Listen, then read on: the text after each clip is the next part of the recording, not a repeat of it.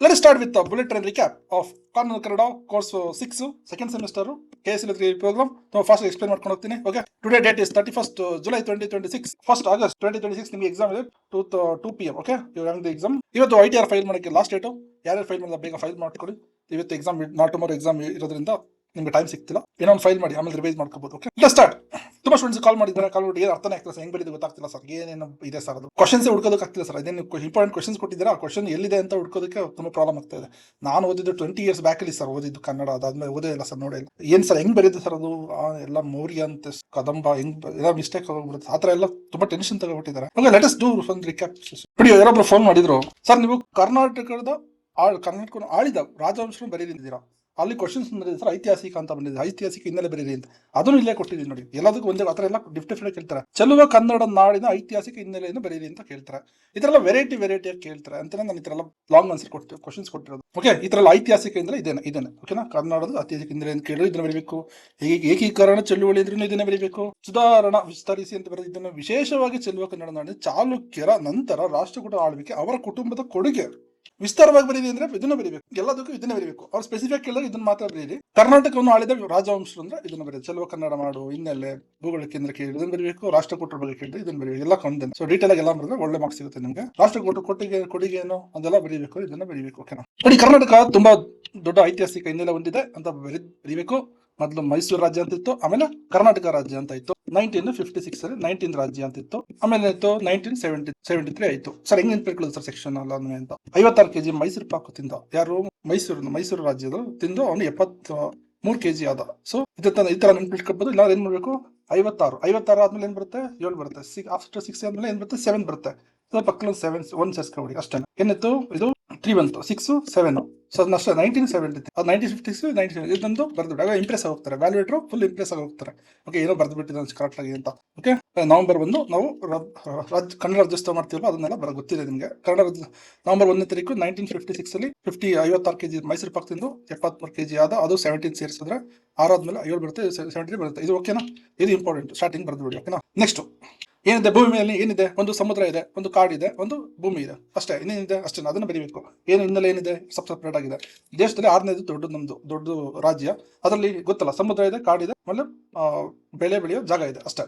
ಇದು ಮಂಡ್ಯ, ಹಾಸನ, ಮಂಗಳೂರು, ಅಷ್ಟೇ. ಇದು ನದಿಗಳಿದೆ, ಕೃಷ್ಣ, ಕಾವೇರಿ, ಭದ್ರಾ ನದಿಗಳಿದೆ. ಇಲ್ಲ ಸ್ವಲ್ಪ ಫಲವತ್ತಾದ ಮಣ್ಣಿದೆ. ಇದು ಬಿಟ್ಟರೆ ಇನ್ನೇನಿಲ್ಲ, ಅಷ್ಟೇ. ಇದೇ ತರ ನಾವು ಟ್ರಿಕ್ಸ್ ಕೊಡ್ತಾ ಇರೋದು ನಿಮಗೆ. ಎಲ್ಲ ಓದಕ್ಕೆ ತುಂಬಾ ಕಷ್ಟ ಆಗುತ್ತೆ, ನೆನಪಿಗೆ ಹೋಗ್ತಿಲ್ಲ ಅಂತ ಇರಲ್ಲ, ಅದಕ್ಕೆ ನಾನು ಈ ತರ ಕೊಡ್ತಾ ಇರೋದು. ಓಕೆ, ಈ ತರ ಎಲ್ಲ ಅಟ್ಲೀಸ್ಟ್ ನಮ್ಮ ಎಕ್ಸ್ಪೆಕ್ಟ್ ನಾವು ಯಾವ ತರ ಪ್ರಿಪೇರ್ ಮಾಡ್ತೀವಿ ಅಂದ್ರೆ, ಪ್ರೈಮರಿ ಸ್ಕೂಲ್ ಏನು 7th ಸ್ಟ್ಯಾಂಡರ್ಡ್ ಓದ್ತಿರೋ ಸ್ಟೂಡೆಂಟ್ ಕೂಡ ಪಾಸ್ ಆಗಬೇಕು. Even 7th standard student should be able to clear the law exam. That is the way we prepare the study material. Even 7th standard students ಏನು ಗೊತ್ತಾಗದೇ ಇರೋ ಸ್ಟೂಡೆಂಟ್ಸ್ಗೂ brain ಒಳಗಡೆ inject ಮಾಡಿ ಅವ್ರು pass ಆಗೋ ತರ ಮಾಡೋ ಕೆಪಾಸಿಟಿ ನಮಗಿದೆ. ಓಕೆ, ದಟ್ ಇಸ್ ವಾಟ್ ಹಾಕಿಕೊಟ್ ಲಾ ಕಡೆ ನಿಮ್ಗೆ ಇಂಜೆಕ್ಟ್ ಮಾಡ್ತೀನಿ ನೋಡಿ. ಇವಾಗ ಆತರ ಏನೂ ಗೊತ್ತಿಲ್ಲ, ನಂಗೆ ಏನೂ ಬರಲ್ಲ ಅನ್ನೋರ್ಗು, ಬರೆಯಕ್ಕೆ ಬರಲ್ಲ ಅನ್ನೋರ್ಗು ನಾವು ಹೇಗೆ ಇಂಜೆಕ್ಟ್ ಮಾಡ್ಬೇಕು ಅಂತ ಗೊತ್ತು. Okay, let's I am going to inject. Okay, ನಿಮ್ ಬ್ರೈನ್ ಒಳಗಡೆ ಇಂಜೆಕ್ಟ್ ಮಾಡಕ್ ಟ್ರೈ ಮಾಡ್ತೀನಿ ನೋಡಿ, ಹೇಗೆ ಗೊತ್ತೆ ನೋಡೋಣ. ಇದಾಯ್ತಲ್ಲ, 56 kg ತಿಂದು 73 kg ಆಯ್ತು. ಓಕೆ, ನವೆಂಬರ್ 1 ಆಯ್ತು. ಇದೆಲ್ಲ ಗೊತ್ತಾಯ್ತಲ್ವಾ. ಇದು ಕಾಡು, ಇದು ಸಮುದ್ರ, ಕಾಡು, ಭೂಮಿ, ಅಷ್ಟೇ. ಸಮುದ್ರ, ಕಾಡು, ಮಲೆನಾಡು, ಕರ್ಲು, ಇಷ್ಟ ಬರ್ಕೊಂಡು ನದಿ ಮೂಲ ಕೃಷ್ಣ ಅಂತ ಎಲ್ಲ ಗೊತ್ತಿದೆ ನಿಮಗೆ. ಇವರು ಮೌರ್ಯರು ಇದನ್ನು ಕೇಳ್ತಾರೆ, ಕನ್ನಡ ವಂಶಸ್ಥರು ಹೆಂಗೆ ಅಂತ, ಯಾರ್ಯಾರು ಆಳಿದ್ರು ಹತ್ರ ಕೇಳಿದ್ರೆ ಅದನ್ನು ಬರೀಬೇಕು. ಓಕೆ, ಚಿತ್ರದುರ್ಗದಲ್ಲಿ ಶಾಸನ ಸಿಕ್ತು, ಅದರಿಂದ ಶಾಸನಗಳು ಬಂತು. ಇದೇ ಕನ್ನಡದ ಮೊದಲ ಶಾಸನ. ನೆಕ್ಸ್ಟ್ ಕದಂಬ. ಇವರೇ ನಮ್ಮ ಮೊದಲ ಅಚ್ಚ ಕನ್ನಡದವರು. ಅದೇ ಮಯೂರ ವರ್ಮ ಕೇಳಿದ್ರಲ್ಲ, ಮಯೂರ, ಡಾಕ್ಟರ್ ರಾಜ್ಕುಮಾರ್ ಮೂವಿ ನೋಡಿದ್ರೆ ಗೊತ್ತಾಗುತ್ತೆ. ಇವರೇ ಮೊದಲ ಅಚ್ಚ ಕನ್ನಡ ನಮ್ಮ ರಾಜ್ಯದವರು, ಅದೇ ಕದಂಬ. ನೆಕ್ಸ್ಟ್ ಬಾದಾಮಿ. ಇದೇ ಗೊತ್ತ ನೆನ್ಪಿಟ್ಕೊಳ್ಳೋದು ಸರ್, ಏನೇನಿದೆಯಲ್ಲ ಸರ್. ಬಾದಾಮಿ ಅಂದ್ರೇನು, ಬಾದಾಮಿ ಆಲ್ಮಂಡ್. ಬಾದಾಮಿ ತಿಂದು ಫುಲ್ ಸ್ಟ್ರಾಂಗ್ ಆಗೋಗ್ಬಿಟ್ಟ ಯಾರು, ಪುಲಕೇಶಿ. ಇಮ್ಮಡಿ ಅಂದ್ರೆ ಫೋಟೋ ಕಿಕ್ ಮಾಡ್ದ. ಬಾದಾಮಿ ತಿಂದು ಇಮ್ಮಡಿ ಅಂದ್ರೆ ಕಾಲಲ್ಲಿ ಕಿಕ್ ಮಾಡ್ದ. ಯಾರನ್ನ ಖುಷಿಯಾಗಿದ್ದ, ಹರ್ಷ ಅಂದ್ರೆ ಹ್ಯಾಪಿ ಆಗಿದ್ದ, ಒದ್ದು ಓಡಿಸ್ಬಿಟ್ಟ, ಅಷ್ಟೇ, ಸೋಲಿಸ್ಬಿಟ್ಟ. ಬಾದಾಮಿ ಚಾಲ ಗೊತ್ತಾಯ್ತಾ, ಮುಗಿತ. ನೆಕ್ಸ್ಟ್ ಹೊಯ್ಸಳ ಅಂದ್ರೆ ಹೋಯ್ ಅಂತ ಹೇಳಿದ್ವ ಕೂಗ್ತಿರಲ್ಲ ತಾನೆ ಜೋರಾಗಿ, ಹೋಯ್ ಅಂತ. ಹಾಗಂದ್ರೆ ಏನಾಗುತ್ತೆ, ಕಲ್ಲು ಕರ್ಗೋಗ್ಬಿಡುತ್ತೆ. ಸೊ ಹೊಯ್ಸಳ, ಕಲ್ಲು ಎಲ್ಲ ಶಿಲ್ಪಕಲೆ ಎಲ್ಲ ಹೆಸರಾಯ್ತು. ಓಕೆ, ನೆಕ್ಸ್ಟ್ ವಿಜಯ. ಇದು ಅಕ್ಕ ಬುಕ್ಕ ಇದ್ದಾರೆ. ಇವರಿಬ್ರು ಫುಲ್ ವಿಜಯ ಮಾಡಿದ್ರು, ಇಬ್ರು ಸೇರ್ಕೊಂಡ್ರು, ಅಷ್ಟೇ. ವಿಜಯನಗರ ಸಾಮ್ರಾಜ್ಯ. ನಾನು I am just trying to help you to remember the headlines. Okay, rest you can write. ಇವರು ನಮ್ಮ ಹಿಂದೂ ಸಂಸ್ಕೃತಿನ ಬೆಳೆಸಿದ್ರು. ಓಕೆ, ಬಹುಮನಿ. ಇವರೆಲ್ಲ ಗುಲ್ಬರ್ಗದಲ್ಲಿ ಇದೆಲ್ಲ, ಗುಲ್ಬರ್ಗ ಬಿದ್ದಾರೆ ಮೇಗಡೆ ಗೊತ್ತಿದೆ, ಅಲ್ಲಿ ಮದ್ರಸಾ ಕಟ್ಟಿ ಶಿಕ್ಷಣ ಕಟ್ಟಿದ್ರು. ಅದೇ ಮಹಮ್ಮದ್ ಗವಾನ್. ನೆಕ್ಸ್ಟ್ ಇವ್ರು ಗೊತ್ತಲ್ಲ, ನಮ್ಮ ಮೈಸೂರು ಕೃಷ್ಣರಾಜ ಒಡೆಯರು. ಇವರು ಮೈಸೂರು ಇಬ್ಬರು ಸೇರ್ಕೊಂಡ್ರು ಮಾದರಿ ಮೈಸೂರು ಮಾಡೋದು, ತುಂಬಾ ಫೇಮಸ್ ಮಾಡೋದು. ಓಕೆ, ನೆಕ್ಸ್ಟ್ ಏನೇನು ನೋಡಿ, ಇದು ಚಾಲುಕ್ಯರದು. ಅವ್ರೇನ್ ಚಾಳುಕ್ಯರು ಏನ್ ಮಾಡಿದ್ರು ಅಂತ. ಇದರಲ್ಲಿ ದಂತದುರ್ಗ ಅಂದ್ರೆ ಆನೆ ತರ, ಆನೆ ತರ ಒಂದು ದೊಡ್ಡ ಸಾಮ್ರಾಜ್ಯ ಕಟ್ಟಿದ್ರು, ರಾಷ್ಟ್ರಕೂಟ ಸಾಮ್ರಾಜ್ಯ ಕಟ್ಟಿದ್ರು.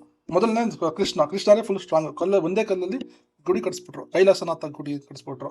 ಮೂರನೇ ಗೋವಿಂದ, ಇದನ್ನೇ ನೀವೇ ನೆನಪು ಇಟ್ಕೊಬಿಡ್ತೀರ, ವಿಸ್ತಾರ ಮಾಡ್ಬಿಟ್ರು ದೊಡ್ಡದಾಗಿ. ಇನ್ನು ಅಮೋಘವಾಗಿ ಮಳೆ ಬಂತು, ಆತರ ಹೇಳಲ್ವಾ, ಮಳೆ ಬಂತು. ಅದೇ ತರ ಮಳೆ ಬಂದು ಎಲ್ರಿಗೂ ಒಳ್ಳೇದಾಯ್ತು ಅಂದ್ರೆ ಅಮೋಘವಾಗಿ ಒಳ್ಳೆ ತರ ಜನರಿಗೆ ಒಳ್ಳೇದಾಗಲಿ ಅಂತ ಮಾಡಿ ಮಳೆ ಎಲ್ಲ ಚೆನ್ನಾಗಿ ಬಂದು ಒಳ್ಳೆ ಒಂದು ಅವೆಲ್ಲ ಫುಲ್ ಆರಂಭ ಆದ್ರೂ ಕವಿ ಗ್ರಂಥ ಬರೆದ್ರು. ಅದೇ ಕವಿರಾಜ ಮಾರ್ಗ ಗ್ರಂಥ ರೆಡಿ ಮಾಡೋದು. ಅದೇ ಮೊದಲ ಕನ್ನಡ ಲಕ್ಷಣ ಗ್ರಂಥ, ಅದೇ ಕವಿರಾಜ ಮಾರ್ಗ. ಮತ್ತೆ ರಾಷ್ಟ್ರಕೂಟರು ಏನ್ ಮಾಡಿದ್ರು ಅಂತ, ಅವ್ರು ಏನ್ ಮಾಡಿದ್ರು ಅಂದ್ರೆ ತುಂಬಾ ಏನೇನು ಒಳ್ಳೇದು ಮಾಡಿದ್ರು ಅಂದ್ರೆ, ಅದು ಈಗಿನ ಪಂಚಾಯತಿ ತರ ಊರು ನ್ಯಾಯ ಗುಡಿ ಸಾಹಿತ್ಯ ಮತ್ತು ಧರ್ಮಕ್ಕೆಲ್ಲ ಸಮಾನತೆ ಕೊಟ್ಟರು ಅಷ್ಟೇ, ಇನ್ನೇನಿಲ್ಲ. ಅವರು ಕೊಡುಗೆ ಕೊಟ್ಟರು. ಮತ್ತೆ ಶ್ರವಣ ಬೆಳಗೊಳ ಇದೆಲ್ಲ ಗೊತ್ತಲ್ಲ, ಅಕ್ಕಬುಕ್ಕನ ಶ್ರವಣ ಬೆಳಗೊಳ ದಾಸನದಲ್ಲಿ ಇದೆಯಲ್ಲ, ಅದು ವಿಜಯನಗರದಲ್ಲ, ಜೈನರು ಇದೆಯಲ್ಲ. ವಿಜಯನಗರ ಕಾಲದಲ್ಲಿ ಇವರು ಜೈನರು ಮತ್ತೆ ವೈಶ್ವ ಇಬ್ರು ಗಲಾಟೆ ಮಾಡ್ಕೊಳ್ತಾ ಇದ್ರು. ನಾವು ಇದು ಗಲಾಟೆ ಮಾಡಿದ್ರು, ಇಬ್ರು ಒಂದೇನೆ ಅಂತ ಹೇಳಿದ್ರು ಅಷ್ಟೇ. ದೊರೆ ಬುಕ್ಕರಾಯರು ಎರಡು ಧರ್ಮಗಳು ಒಂದೇ ಅಂತ ಹೇಳಿದ್ರು.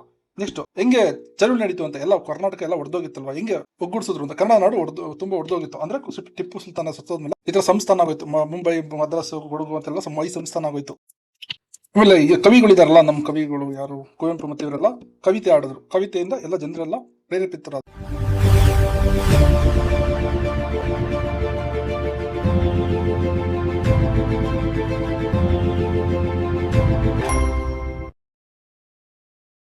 ಅವರೆಲ್ಲ ಹೋರಾಟ ಮಾಡಿದ್ರು. ಅದಕ್ಕೆ ಸಮಿತಿ ಮಾಡಿದ್ರು. ಫಜಲ್ ಆಲಿ ಆಯೋಗದ ಮುಂದೆ ನಿಜಲಿಂಗಪ್ಪ ಇದಾರಲ್ಲ, ಅವರು ಹೋರಾಟ ಮಾಡಿ ಒಗ್ಗೂಡಿಸೋದಕ್ಕೆ ಕೇಳ್ಕೊಂಡ್ರು. ಅವಾಗ ಫಜಲ್ ಆಲಿ ಇದೆಯಲ್ಲ, ಅವರು 1950 ಕೆಜಿ ಮೈಸೂರು ಪಾಕ್ ಅದೇನೆ ನಂಬರ್ 1 ವಿಶಾಲ ಮೈಸೂರು ರಾಜ್ಯ ಮಾಡಿದ್ರು. ಅದಾದ್ಮೇಲೆ 1973 ದೇವರಾಜ ಅರಸು ಅವರು ಕರ್ನಾಟಕ ಅಂತ ಹೆಸರಿಟ್ರು ಅಷ್ಟೇ, ಇನ್ನೇನಿಲ್ಲ ಇದರಲ್ಲಿ. ಇದರಿಂದ ಕ್ರೀಡೆ, ಸಂಸ್ಕೃತಿ ಅಷ್ಟೇ, ಉದ್ಯಮ ಕ್ಷೇತ್ರದಲ್ಲಿ ಕರ್ನಾಟಕ ಏನೇ ಸಾಧನೆ ಮಾಡುತ್ತೆ, ಐಟಿ ಬಿಟಿ ಸಾಧು ಅಂತೆಲ್ಲ ಬರೆಯೋದು, ಧರ್ಮ, ಸಂಗೀತ, ಶಿಲ್ಪಕಲೆ, ಅದ್ರ ಏನೇನು ಅಭಿವೃದ್ಧಿ ಹೊಂದಿದೆ, ಧರ್ಮ, ಶಿಕ್ಷಣ ಇದೆಲ್ಲ ಕೇಳ್ತಾರೆ. ಎಲ್ಲದಕ್ಕೂ ಒಂದೇ ಆನ್ಸರ್, ಇದನ್ನ ಬರೆದ್ರೆ ಮುಗಿತು ಅಷ್ಟೇ, ಇನ್ನೇನಿಲ್ಲ. ಸೇಮ್ ಇದೊಂದು ಇಯರ್ ನೆನಪಿಟ್ಕೋಬೇಕು. ಕರ್ನಾಟಕ ಕೇವಲ ಭೂಮಿ ಗಾತ್ರಕ್ಕೆ ಕ್ರೀಡೆ, ಶಿಕ್ಷಣ ಎಲ್ಲದ್ರಲ್ಲೂ ಇದೆ. ಐಟಿ ಬಿಟಿ ಎಲ್ಲರೂ ನಾವೇ ಎಕ್ಸ್ಪರ್ಟ್. ಓಕೆ, ಇದ್ರೆ ಹೇಳ್ಕೊಡ್ಬೇಕಾ, ಇದು ಹೇಳ್ಕೊಡಂಗಿಲ್ಲ, ನೀವೇ ಬರ್ಬಿಡ್ತೀರಾ. ಕೃಷಿ, ನಾವೆಲ್ಲ ಕೃಷಿಯಿಂದ ಹಿಡಿದು ಏನೇನು ಕೈಗಾರಿಕೆ ಎಲ್ಲ ಕಟ್ಬಿಟ್ಟಿದ್ವಿ, ಏನೇನು BHEL, HAL ನಿಮ್ಗೆ ಗೊತ್ತಿರೋ ಬೆಂಗಳೂರಲ್ಲಿ ಏನಿದೆ ಎಲ್ಲ ಬರ್ದ್ಬಿಡಿ ಅಷ್ಟೇ. ಗೌರ್ಮೆಂಟ್ ಎಲ್ಲ ಬರ್ದ್ಬಿಟ್ಟು ಎಲ್ಲ ಮಾಡಿ. ಓಕೆ, ಕರೆಂಟ್, BHEL, ಅದು HAL ಎಲ್ಲ ಕಟ್ಬಿಟ್ಟು. ಇನ್ನು ವಿಜ್ಞಾನ ಬಂದ್ಬಿಟ್ರೆ ನಾವೇನು ಕಡಿಮೆ, ಇಸ್ರೋ, ಇನ್ಫೋಸಿಸ್, ತಂತ್ರಜ್ಞಾನ ಎಲ್ಲ ಕಟ್ಬಿಟ್ಟಿದೀವಿ. ಸೊ ಕರ್ನಾಟಕದಲ್ಲಿ ಆತರ ಇಂಪ್ರೂವ್ ಆಗಿದೆ. ಮಾತ್ರ ಮಾಹಿತಿ ಅಂದ್ರೆ ಇದನ್ನೆಲ್ಲ ಕೇಳಂಗೆ ಇಲ್ಲ. ಐಟಿ ಬಿಟಿ, ವಿಪ್ರೋ ಕಂಪ್ನಿ ಎಲ್ಲ ನಿಮ್ ಕಂಪ್ನಿ ಎಲ್ಲ ಬರ್ದ್ಬಿಡಿ ಅಷ್ಟೇ. ಬ್ಯಾಂಕ್ ಏನೇನು ಕೇಳಂಗೆ ಇಲ್ಲ. Syndicate bank, Canara bank, corporation bank, Karnataka bank ಎಲ್ಲ ಬ್ಯಾಂಕ್ ಎಲ್ಲ ಇದೆ. ನಾವೆಲ್ಲ ಫುಲ್ ಫಾರ್ವರ್ಡ್ ಆಗೋಗ್ಬಿಟ್ಟಿದ್ವಿ. ಇನ್ನು ಗಣಿಗಾರಿಕೆ ಕೇಳ್ಬೇಕಾ, ಚಿನ್ನ, ಮ್ಯಾಗ್ನಸ್, ಸುಣ್ಣದ ಕಡೆ ಎಲ್ಲ ಬೆಳೆದಿದ್ವಿ. ಇನ್ನು ಎಜುಕೇಶನ್ ಅಂದ್ರೆ ನೀವೇ ಓನಾಗಿ ಬರ್ದಾಕ್ಬಿಡ್ತೀರಾ. ಓಕೆ, ಗುರುಕುಲದಿಂದ ಹಿಡಿದು ನಾವೀಗ full modern university, Mysuru university ತುಂಬಾ ಡೆವಲಪ್ ಆಗೋಗಿದೆ. ಆದ್ರೆ ತಂತ್ರಜ್ಞಾನ ಎಲ್ಲ ಕೇಳ್ಬೇಕಾ, ಇಸ್ರೋ ಎಲ್ಲ ಇದೆ. ಇದು ತಂತ್ರಜ್ಞಾನ ಇದ್ರಲ್ಲ, ಇಸ್ರೋ ಭಾರತದ ವ್ಯಾಲಿಕನ್ ಸಿಟಿ. ಇದು ವಿಜ್ಞಾನದಲ್ಲ, ಇಸ್ರೋ ಎಲ್ಲ ಇದೆ. ವಿಶ್ವವಿದ್ಯಾಲಯ ಕಟ್ತೋ. ನೆಕ್ಸ್ಟ್ ಉನ್ನತ ಶಿಕ್ಷಣ, ನಾವು ಶಿಕ್ಷಣ ಕೇಳಂಗೆ ಇಲ್ಲ. IAS ಇದೆ ಬೆಂಗಳೂರಲ್ಲಿ, IIM ಇದೆ. ನೆಕ್ಸ್ಟ್ IIT ಇದು ಈಗ ಧಾರವಾಡದಲ್ಲಿ ಓಪನ್ ಆಗಿದೆ ಅಲ್ವಾ, ಅದೊಂದು. ಇದೆಲ್ಲ ಓನಾಗಿ ಬರ್ಕೊಂಡು ಹೋಗ್ತಾರೆ. ಇನ್ನು ಕ್ರೀಡೆ ಬಗ್ಗೆ ಕೇಳಂಗೆ ಇಲ್ಲ. ಅಥ್ಲೆಟಿಕ್, ಅಶ್ವಿನ್ ಆಚಪ್ಪ ಇವರೆಲ್ಲ ನಮ್ಮ ಕರ್ನಾಟಕದವರು. ಅನಿಲ್ ಕುಂಬ್ಳೆ, ದ್ರಾವಿಡ್, ಮತ್ತೆ ಪ್ರಕಾಶ್ ಪಡುಕೋಣೆ, ಪಂಕಜ್ ಅಡ್ವಾಣಿ ಇವರೆಲ್ಲ ದೇಶದ ಹೆಸರನ್ನ ಉಳಿಸಿದ್ರು. ಹೀಗೆ ಓನಾಗಿ ಬರ್ಕೊಂಡು ಹೋಗ್ತಾ ಇರಿ ಅಷ್ಟೇ. ನೆಕ್ಸ್ಟ್ ಕರ್ನಾಟಕದ ಸಂಸ್ಕೃತಿ, ಧರ್ಮ, ಇದೆಲ್ಲ ಶಿಲ್ಪಕಲೆ ಇದೆಲ್ಲ ಕೇಳ್ಬೇಕು ನೀವು. ಜಲ್ಲು, ಯಕ್ಷಗಾನ ಎಲ್ಲ ಗೊತ್ತು, ಭೂತದ ಕೋಲು, ಮತ್ತೆ ಡೊಳ್ಳು ಕುಣಿತ ಇವೆಲ್ಲ ಇದೆ. ಸಂಗೀತ, ಕರ್ನಾಟಕ ಸಂಗೀತ ಎಂದೇ ಹೆಸರಾಗಿದೆ. ಸಂಗೀತಕ್ಕೆ ಕರ್ನಾಟಕ ಸಂಗೀತ ಎಂದೇ ಹೆಸರಾಗಿದ್ದು ಪುರಂದರದಾಸರು ಇದರ ಪಿತಾಮಹ. ಶಿಲ್ಪಕಲೆ ಕೇಳ್ಬೇಕಾ, ಗೊಮ್ಮಟ, ಬೇಲೂರಲ್ಲಿ ಕಲ್ಲು ಕೆತ್ತಿರೋದು, ಮತ್ತೆ ಡಾಕ್ಟರ್ ರಾಜ್ಕುಮಾರ್, ಗಿರೀಶ್ ಕಾರ್ನಾಡ್ ಅವರ ನಾಟಕ, ಸಿನಿಮಾ ಕೇಳ್ಬೇಕಾ, ನಾವೆಲ್ಲ ಎಕ್ಸ್ಪರ್ಟ್ ಅದರಲ್ಲಿ. ಓಕೆ, ನೆಕ್ಸ್ಟ್ ಇನ್ ಧರ್ಮದಲ್ಲಿ ಕೇಳಂಗೆ ಇಲ್ಲ. ಜೈನರಿದ್ದಾರೆ, ಬೌದ್ಧರಿದ್ದಾರೆ, ಶಂಕರ ರಾಮಾನುಜರು ಮತ್ತೆ ಮಧ್ಯ ಇವರೆಲ್ಲ ಆಶ್ರಯ ತಾಣೆ ಆಗಿದೆ. ಯಾವುದು, ಕರ್ನಾಟಕ. ನೆಕ್ಸ್ಟ್ ಸಮಾನತೆ, ಬಸವಣ್ಣವರು ಹೇಳಿದ್ದಾರೆ, ವಚನಗಳಿಂದ ಜಾತಿ ಭೇದ ಮಾಡಬಾರ್ದು. ದಾಸರು ಹೇಳಿದ್ದಾರೆ, ಸೂಫಿ ಅವರು ಹೇಳಿದ್ರು, ಮುಸ್ಲಿಂ ಅವರು ಎಲ್ಲ ಪ್ರೀತಿಯಿಂದ ಬೆಳ್ಕೊಂಡು ಹೋಗ್ತಾ ಇದೆ. ಅದೇ ಕರ್ನಾಟಕ. ಇಷ್ಟೇ, ಇನ್ನೇನು ನಿಮ್ಗೆ ಗೊತ್ತಿಲ್ಲ, ಬರೀತಿರಕತ್ತೆ ನಾನು. ಇದೆಲ್ಲ ಒನ್ನ ಬರ್ಕೊಂಡು ಹೋಗಿ. Next first unit, second, third question. Kannada ನಾಡಿನ ಭೌಗೋಳಿಕ ವಿಭಾಗಗಳು, ವಾಯುಗುಣ ಹೆಂಗಿದೆ, ನದಿಗಳು, ಪ್ರಕೃತಿ, ಚೆಲುವ ಕನ್ನಡ ನಾಡಿನ ಸಂಸ್ಕೃತಿ, ಧರ್ಮವನ್ನು ಪರಿಚಯಿಸಿ, ಸುಧಾರಣವಾಗಿ ವಿಸ್ತಾರವಾಗಿ ವಿವರಿಸಿ ಬರೆಯಿರಿ ಅಂತ ಕೇಳ್ತಾರೆ ಕ್ವಶನ್.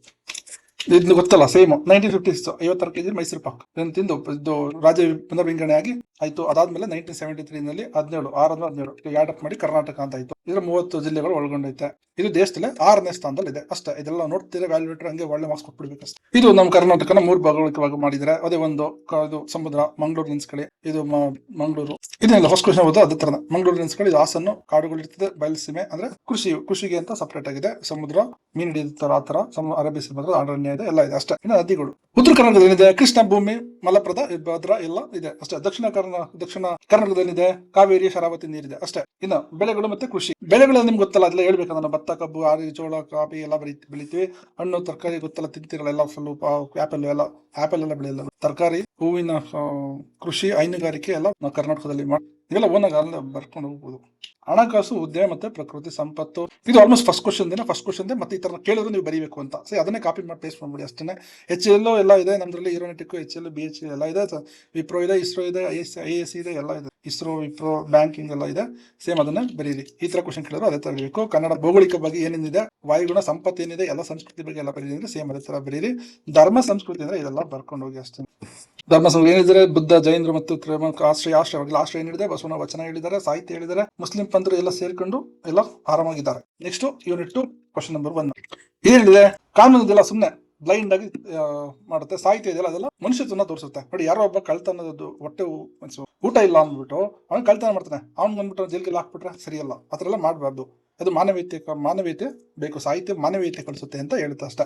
ಕಾನೂನ ಜೀವಾಳ ಅನುಭವವೇ ಹೊರತು ತಾರ್ಕಿಕತೆ ಅಲ್ಲ. ಭಾಷೆ ಮತ್ತು ಸಾಹಿತ್ಯದೊಂದಿಗೆ ಸಜೀವ ಸಂಬಂಧ. ಭಾಷೆ ಹುಟ್ಟಿದ ತಕ್ಷಣದಲ್ಲೇ ಸಾಹಿತ್ಯನ ಜೊತೆಲೆ ಬಂತು. ಭಾಷೆ ಇಲ್ಲದೆ ಏನ್ ಮಾಡಕ್ಕಾಗುತ್ತೆ? ಶಾಸನ, ಕಾನೂನು ಮಾಡಕ್ಕಾಗುತ್ತಾ? ಇದೆಲ್ಲ ಜಾರಿಯಾಗದೆ ಭಾಷೆ ಮೂಲಕ. ಸಾಹಿತ್ಯವು ಸಮಾಜ ಸಂಸ್ಕೃತಿನ ಭಾಷೆಗೆ ತಗೊಬಂತು. ಆ ಸಂಸ್ಕೃತಿಯ ಕಾನೂನು ನಿಯಮಗಳನ್ನು ರೂಪಿಸಲು ಸಹಾಯ ಮಾಡ್ತು ಅಂತ ಬರೀಬೇಕು. ಎರಡಕ್ಕೂ ಏನ್ ಸಂಬಂಧ ಇದೆ ಅಂತ ಕೇಳಿದ್ರೆ ಹಿಂಗ್ ಬರೀಬೇಕು. ಸಾಹಿತ್ಯದಲ್ಲಿ ವ್ಯಕ್ತಗೊಂಡಿರುವ ಕಾನೂನು ಅಂಶಗಳೇನೋ? ಮಹಾಭಾರತ ಎಲ್ಲ ಗೊತ್ತು, ರಾಮಾಯಣ, ಅದು ಎಲ್ಲ ಬರ್ಕೊಂಡು ದಾಸ ಸಾಹಿತ್ಯ. ಶೇಕ್ಸ್ಪಿಯರ್, ಜಾಗತಿಕ ನಾಟಕ. ಸಾಹಿತ್ಯವಾಗಿ ಕನ್ನಡ ಕಾನೂನು.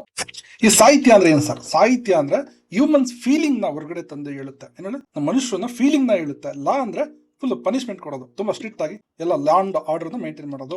ಸಾಹಿತ್ಯ ಇಂಪಾರ್ಟೆಂಟ್. ಸುಮ್ಮನೆ ಬ್ಲೈಂಡ್ ಆಗಿ ಎಲ್ಲ ಮಾಡೋದಕ್ಕಾಗಲ್ಲ. ಬ್ಲೈಂಡ್ ಆಗಿ ಕಾನೂನು ಭಾಷೆ ಸಾಮಾನ್ಯವಾಗಿ ಗುಣವಾಗಿರುತ್ತೆ. ಜಡ್ಜು, ವಕೀಲರೆಲ್ಲ ಏನ್ ಮಾಡ್ತೀರಾ? ನೀವೆಲ್ಲ ಸೇರ್ಕೊಂಡು ಅದಕ್ಕೊಂದು ಭಾವನೆಯನ್ನ ತುಂಬ್ತೀವಿ. ಅವಾಗ ಏನಾಗುತ್ತೆ? ಕಾನೂನು ಶ್ರೇಷ್ಠ ಅಂತ ಹೇಳಿ ಜಡ್ಜ್ ಹೇಳ್ತಾರೆ ಗೊತ್ತಾ? ಏನೋ ಮಿಸ್ ಆಗಿ ಹೊಟ್ಟೆ ಊಟ ಇಲ್ದಾನೆ ಕಳ್ತನ ಮಾಡಿದಾನೆ, ಬಿಟ್ಟು ಕಳ್ಸ್ರಿ ಅಂತ ಹೇಳ್ತಾರಲ್ವಾ, ಅದನ್ನೇ. ಮಾನವೀಯತೆ ಇರಬೇಕು, ವಾಕ್ ಸ್ವಾತಂತ್ರ್ಯ ಕೊಡಬೇಕು, ಅಸಹಕಾರವೇ ಧರ್ಮ, ಮುಕ್ತ ಚರ್ಚೆ ಕೊಡಬೇಕು, ಖಾಸಗಿತನ ಬೇಕು ಅಂತ ಕೇಸ್ ಲಾದಲ್ಲಿ ಪುಟ್ಟಸ್ವಾಮಿ ವಿರುದ್ಧ ಭಾರತ ಒಕ್ಕೂಟ ಇದೆಲ್ಲ ಓದಿದ್ದೀರಾ. ಸಾಹಿತ್ಯ ಕುರಿತಾದ ಕಾನೂನು. ಸಾಹಿತ್ಯ ಅಂದ್ರೆ ಫೀಲಿಂಗ್ಸ್, ಮನುಷ್ಯನ ಫೀಲಿಂಗ್ಗೆ ಹೆಚ್ಚು ಒತ್ತು ಕೊಡಬೇಕು ಅಂತ. ವಾಕ್ ಸ್ವಾತಂತ್ರ್ಯ ಇದೆಲ್ಲ ನಿಮ್ಗೆ ಬರ್ಕೊಂಡು. ಸಾಹಿತ್ಯದಿಂದ ಕಾನೂನಿಗಾಗಿ ಏನೇನು ಲಾಭ ಆಗೈತೆ ಅಂತ ಬರೀಬೇಕು. ಭಾಷೆ ಇದೆಯಲ್ಲ, ಭಾಷೆ ಹುಟ್ಟ ತಕ್ಷಣ ಸಾಹಿತ್ಯ ಕೂಡ ಬಂತು. ಜನರಿಗೆ ಈ ಕಾನೂನು ಹೇಗೆ ಕಮ್ಯುನಿಕೇಟ್ ಮಾಡ್ತೀರಾ? ಸಾಹಿತ್ಯದ ಮೂಲಕ ಕಮ್ಯುನಿಕೇಟ್ ಮಾಡಿ, ಒಂದು ಭಾಷೆ ಮೂಲಕ ಕಮ್ಯುನಿಕೇಟ್ ಮಾಡ್ತೀರಾ. ಆ ಕಮ್ಯುನಿಕೇಶನ್ ಮಾಡೋ ಒಂದು ರೀತಿ ಇದೆಯಲ್ಲ, ಆ ಸಂಸ್ಕೃತಿನ ಕೊಟ್ಟಿದ್ದೆ ಸಮಾಜಕ್ಕೆ ಸಾಹಿತ್ಯ. ನಮ್ಮ ಭಾಷೆ ಹುಟ್ಟಾಗ್ಲೇನೆ ಸಾಹಿತ್ಯನೂ ಬಂತು. ಈ ಭಾಷೆಯಿಂದ ನಾವೇನ್ ಮಾಡ್ತೀವಿ? ಕಾನೂನು ಬರೀ. ಆ ಭಾಷೆಗೆ ಸಮಾಜದ ಸಂಸ್ಕೃತಿಯನ್ನು ಸಾಹಿತ್ಯ ಅದು ತುಂಬುತ್ತೆ. ಅದಕ್ಕೆ ಆ ಫೀಲಿಂಗ್ಸ್ ನ ಭಾಷೆಗೆ ತುಂಬೋದು ಯಾವುದು? ಸಾಹಿತ್ಯ ಅನ್ನೋದು. ಅದೇ ಸಾಹಿತ್ಯ ಫೀಲಿಂಗ್ಸ್ ತುಂಬುತ್ತೆ ಭಾಷೆಯಲ್ಲಿ. ಸೊ ಭಾಷೆ ಮತ್ತು ಎರಡೂ ಒಂದೊಂದು ಬಿಟ್ಟಿರೋದಿಲ್ಲ. ಸಾಹಿತ್ಯದಲ್ಲಿ ಏನೇನು ಅಂಶ ವ್ಯಕ್ತಪಡಿಸೈತೆ ಅಂತಂದ್ರೆ, ಮಹಾಭಾರತ ಇದೆಯಲ್ಲ, ಮಹಾಭಾರತ ಓದಿದೀವಲ್ವಾ, ಇದರಲ್ಲಿ ಭೀಷ್ಮ ಪೌರ ಇರೋದಿಲ್ಲ, ರಾಜನೀತಿ, ಕಾನೂನು, ಕರ್ತವ್ಯಗಳ ಬಗ್ಗೆ ಭಗವದ್ಗೀತೆ ತತ್ವ ಬಳಸು ಸುಪ್ರೀಂ ಕೋರ್ಟ್ 40ಕ್ಕೂ ಹೆಚ್ಚು ತೀರ್ಪುಗಳನ್ನ ಕೊಟ್ಟಿದೆ. ರಾಮಾಯಣ ಇದ್ರ ಬಗ್ಗೆ ಎಲ್ಲ, ಅಂತಾರಾಷ್ಟ್ರೀಯ ರಾಯಭಾರದ ಬಗ್ಗೆ, ಮಹಿಳಾ ಹಕ್ಕುಗಳ ಬಗ್ಗೆ ಅದ್ಭುತವಾಗಿ ಚರ್ಚೆ ಮೂಡಿ ಬಂದಿದೆ. ಇದರ ನಾಟಕಗಳು ಕೇಳ್ಬೇಕಾ? ಶಾಕುಂತಲ ನಾಟಕ, ಅದರಲ್ಲೆಲ್ಲ ಹಳೆಯ ಕೋರ್ಟ್ಗಳ ಸೀನ್ಗಳಿವೆ. ದುಷ್ಟರಿಗೆ ಶಿಕ್ಷೆ ಕೊಡುವುದೇ ಕಾನೂನು ಅಂತ ಅದರಲ್ಲಿ ಹೇಳಿದೆ. ನೆಕ್ಸ್ಟ್ ವಚನ ಮತ್ತು ದಾಸ ಸಾಹಿತ್ಯ, ಅದ್ರಲ್ಲಿ ಏನ್ ಹೇಳಿದೆ? ಬಸವಣ್ಣವ್ರು ಹೇಳಿದ್ದಾರೆ, ಕಾಯಕವೇ ಕೈಲಾಸ ಅಂತ ಸಮಾನತೆ ಸಾರಿದ್ದಾರೆ. ಪುರಂದಾಸರಿದ್ದಾರೆ, ಅವರು ಈ ಕುಲ ಕೀರ್ತನೆಗೆ ಜಾತಿ ತಾರತಮ್ಯನ ಅಳಿಸಾಕಿದ್ರು. ಶೇಕ್ಸ್ಪಿಯರ್ ಆ ನಾಟಕದಲ್ಲಿ ಕರಾರು ಮತ್ತೆ ಕರುಣೆಯ ಫೈಟ್ ಇದೆ. ಮತ್ತೆ ಕಥೆಗಳಲ್ಲಿ ಕಷ್ಟ ಸುಖದ ಬಗ್ಗೆ ಹೇಳಿದ್ದಾರೆ.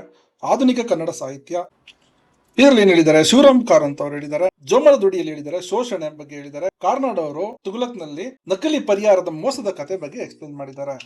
ತುಘಲಕ್ ನಾಟಕದಲ್ಲಿ ಸಾಹಿತ್ಯವಾಗಿ ಕಾನೂನು. ಇಲ್ಲಿ ಗಾಂಧೀಜಿ ಏನ್ ಹೇಳಿದ್ರು ಅಂದ್ರೆ, ಕೆಟ್ಟದನ್ನ ವಿರೋಧ ಮಾಡದೆ ಧರ್ಮ ಅಂತ ಜೋರಾಗಿ ಹೇಳಿದ್ರು. ಅದೇ ಇದು ಗಾಂಧೀಜಿ ಅವರ ಹೇಳಿಕೆ. ಅದು ಪುಟ್ಟಸ್ವಾಮಿ ಅವರು ಖಾಸಗಿತನ ಇಂಪಾರ್ಟೆಂಟ್ ಅಂತ ಹೇಳಿದ್ರು. ಇದೆಲ್ಲ ಆರ್ಟಿಕಲ್ಗಳು. ಸಂವಿಧಾನದ 19 ಕ್ಲಾಸ್ 1 ಕ್ಲಾಸ್ ಏನಲ್ಲಿ ಮಾತಾಡೋ ಫ್ರೀಡಮ್ ಕೊಟ್ರೆ, 19 ಕ್ಲಾಸ್ 2 ನಲ್ಲಿ ದೇಶದ ಭದ್ರತೆಗಾಗಿ ಬ್ರೇಕ್ ಹಾಕುತ್ತೆ. ಸಾಹಿತ್ಯ ಬರೆದ್ರ ಬಗ್ಗೆ ಹೇಳುತ್ತೆ. ನೆಕ್ಸ್ಟ್ ಪುಸ್ತಕ ಬರೆದಿರ್ತಾರಲ್ಲ, ಅವ್ರ ಹಕ್ಕುಗಳು, ಅವ್ರನ್ನ ಬೇರೆ ಕಾಪಿ ಮಾಡಬಾರ್ದು ಅಂತ ಕಾಪಿ ರೈಟ್ ಅನ್ನೋ ಹಕ್ಕನ್ನ ಕೊಟ್ಟಿದೆ. ಕಾಪಿ ರೈಟ್ ಆಕ್ಟ್ ಕೂಡ ಇದೆ. ಸೊ ಈ ಸಾಹಿತ್ಯಕ್ಕೋಸ್ಕರನೇ ಕಾನೂನು ಇದೆ. ಅವರೇನೋ ಬರ್ದಿರ್ತಾರ ಅದನ್ನೆಲ್ಲ ಕಾಪಿ ಮಾಡುವಂತ ಸಾಹಿತ್ಯ ಕುರಿತಾಗಿ ಕಾನೂನು ಕೂಡ ಮಾಡಿದ್ದಾರೆ. ಮಾತಾಡೋದು, ಅಭಿವ್ಯಕ್ತಿ ಅಂದ್ರೆ ಬರೀ ಮಾತಾಡೋದಲ್ಲ, ಅದನ್ನು ಬರೆಯೋದು ಕೂಡ ಸ್ವತಂತ್ರ ಇದೆ ಅಂತ ಹೇಳುತ್ತೆ. ಏನೇನ್ ಲಾಭ ಆಗುತ್ತೆ ಸಾಹಿತ್ಯದಿಂದ ಅಂತ, ಏನೇನ್ ಅನುಭವ ಆಗುತ್ತೆ ಕಾನೂನ್ಗೆ ಅಂತ ಅಂದ್ರೆ, ಪುಸ್ತಕ ಓದೋದ್ರಿಂದ ಕಷ್ಟ ಬರೋಕ್ಕಿಂತ ಮುಂಚೆ ಒಂದು ಅನುಭವ ಸಿಗುತ್ತೆ ನಮ್ಗೆ. ಈ ತರ ಆಗ್ಬಹುದು ಅಂತ. ನೀವು ಓದೋದ್ರಿಂದ ಎಲ್ಲ ಅನುಭವನ ಫೀಲ್ ಮಾಡ್ತಿರಲ್ಲ. ಸ್ಟೋರೀಸ್, ಲಿಟ್ರೇಚರ್ ಎಲ್ಲ ಓದಿದಾಗ ಅದೇನೆ ಸಾಹಿತ್ಯ. ಅದರಿಂದ ಏನೇನು ಲಾಭ ಬರುತ್ತೆ ಅಂತ. ಅದೇ ತರ ಜಡ್ಜ್ ಮತ್ತೆ ಲಾಯರ್ಗೆ ಒಳ್ಳೆಯ ಬರವಣಿಗೆ ಬರೀತಾರಲ್ಲ, ಅದು ಹೆಂಗೆ ಬರೀಬೇಕು ಅನ್ನೋದನ್ನ ಈ ಸಾಹಿತ್ಯ ಕಲಿಸುತ್ತೆ.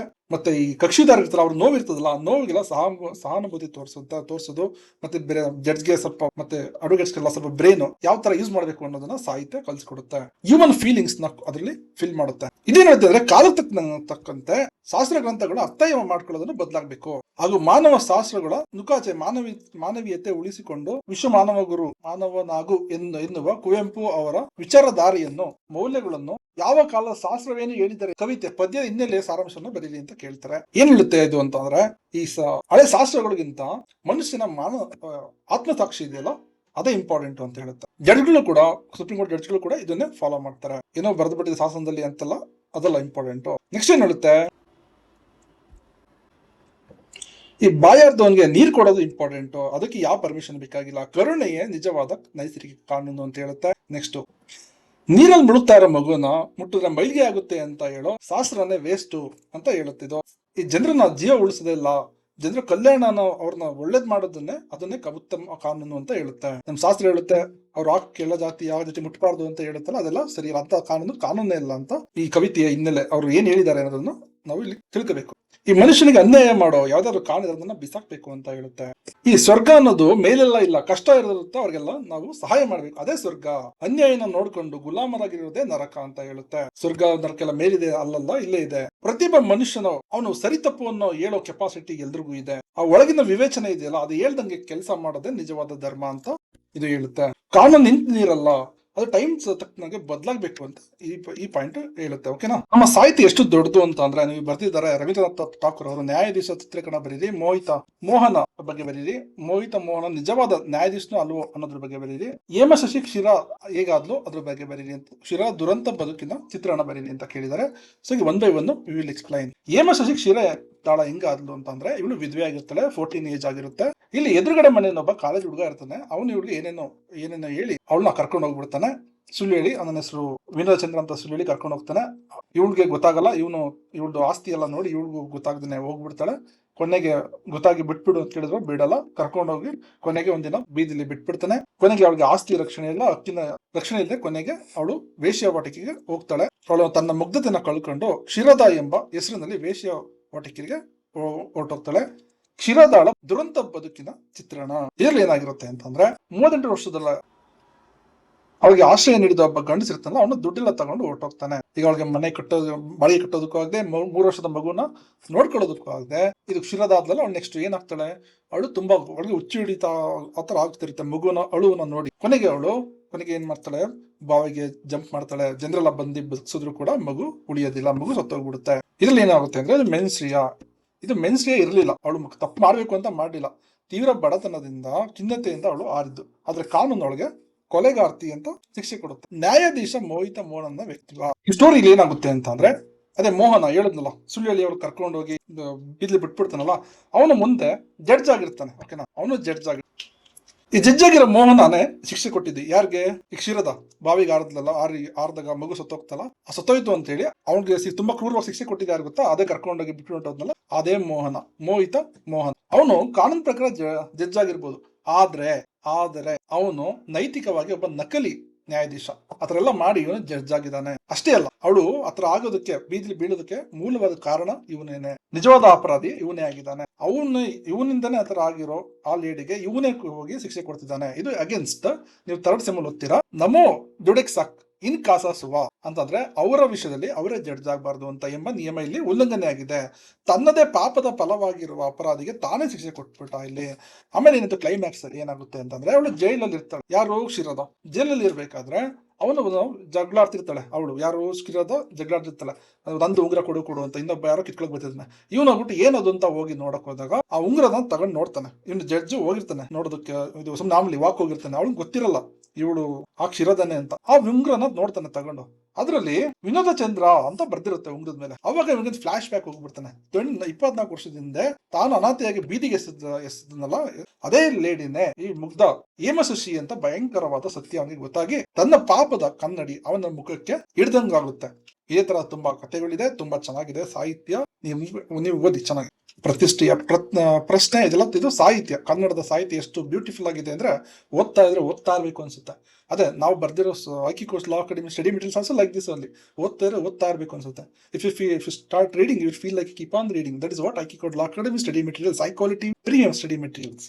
ಸಾಟಿ ಸವಾಲಿನ ಚಾತುರ್ಯ, ರಾಸಾಯನಿಕ ತಜ್ಞರ ವರದಿ, ಇಲ್ಲದಿರುವಿಕೆ, ತೀರ್ಪು, ಇದೆಲ್ಲ ಈ ತರ ತುಂಬಾ ಇದೆ. ಇದೇ ತರ ನಿಮ್ಗೆ ತುಂಬಾ ಸ್ಟೋರಿಗಳಿದೆ. ಮೊದಲ ನೆನಪು, ಕೌಟುಂಬಿಕ ಕಲಹ, ರಾಜಿ ಸಂಧಾನ, ಪತ್ನಿಯ ಪರಾರಿ, ಪಂಚಾಯಿತಿ ನ್ಯಾಯ, ನಿರಪರಾಧಿ, ಇದು ಎಲ್ಲ ಚೆನ್ನಾಗಿದೆ ಸಾಹಿತ್ಯಗಳು. ಇದೆಲ್ಲ ಎಕ್ಸ್ಪ್ಲೈನ್ ಮಾಡ್ಕೊಂಡು ನೀವು ಹೋಗಿ ಓದ್ತಾರೆ, ನಿಮ್ಗೆ ಚೆನ್ನಾಗಿ ಅರ್ಥ ಆಗುತ್ತೆ. ಆತರ that is what IQ course law academy study materials ಅದೇ ತರ ಇದೆ. ಹಕ್ಕು ಮತ್ತು ಸಾಹಿತ್ಯ ಎಲ್ಲ ತುಂಬಾ ಚೆನ್ನಾಗಿದೆ. ವಿಚಾರಣೆ ಅಂದ್ರೇನು, ಇವ್ರು ಏನೇನು ಹೇಳಿದ್ರು ಎಲ್ಲ ಚೆನ್ನಾಗಿ ಎಕ್ಸ್ಪ್ಲೈನ್ ಮಾಡಿದ್ವಿ. ಅದೇ ನ್ಯಾಯಾಲಯದ ವ್ಯಾಜ್ಯಗಳ ದುರಂತ ಮತ್ತು ಪರಿಹಾರ ಇದೇನ್ ಹೇಳುತ್ತೆ ಅಂತಂದ್ರೆ, ಇಬ್ರು ಸಹೋದರರು 2 ಕುಂಟೆ ಜಮೀನಿಗೋಸ್ಕರ 25 ವರ್ಷ ಹೋರಾಡಿ ವಕೀಲರಿಗೊಂದು 5 ಲಕ್ಷ ದುಡ್ಡು ಖರ್ಚು ಮಾಡಿ ಕೊನೆಗೆ 7 ಲಕ್ಷ ಬೆಲೆಯ ಜಮೀನನ್ನ ಗೆಲ್ತಾನೆ. 2 ಲಕ್ಷ ಜಮೀನ್ಗೆ 5 ಲಕ್ಷ ಖರ್ಚು ಮಾಡಿ 25 ವರ್ಷ ಹೋರಾಡಿ 2 ಲಕ್ಷ ಜಮೀನ ಗೆಲ್ತಾನೆ. ಇದು ಗೆಲುವು ಅನ್ನೋದು ಸೋಲು ಅನ್ನೋದು. ಆದ್ರಿಂದ ಆರಂಭದಲ್ಲೇ ರಾಜಿ ಮಾಡ್ಕೊಂಡ್ರೆ ಅದೇ ಜಾಣತನ. ಇವ್ರು ಹೇಳ್ತಾರೆ, ನ್ಯಾಯಾಧೀಶ ಹೇಳ್ತಾರೆ, ನಂಜುಂಡಯ್ಯ ಅವರು, ಪ್ರತಿಯೊಂದು ವ್ಯಾಜ್ಯದಲ್ಲೂ ಸ್ವಲ್ಪ ನಷ್ಟ ಆದ್ರೂ ಪರವಾಗಿಲ್ಲ, ಕೋರ್ಟ್ಗೆ ಹೋಗ್ದೇನೆ ಇರದೆ ಮೇಲು, ಕೋರ್ಟ್ಗೆ ಹೋಗ್ದೇನೆ ಇರದೆ ನಿಜವಾದ ಜಾಣತನ. ಇದನ್ನೇ ಏನಂತೀವಿ ಈ ಕಾಲದಲ್ಲಿ ADR. ನೀವು 4th ಸೆಮ್ ಅಲ್ಲಿ ಓದ್ತೀರಾ ಇದನ್ನು ಇಂದಿನ ಕಾನೂನಲ್ಲಿ ಬದಲಿ ನ್ಯಾಯ ನಿವಾರಣಾ ಮಾರ್ಗಗಳು ಅಂತ ಕರಿತೀವಿ. ಅದನ್ನೇ ಲೋಕಾಂದೋಲನ, ಮಧ್ಯಸ್ಥಿಕೆ, ಸಂಧಾನ ಅಂತ ಕರಿತೀವಿ.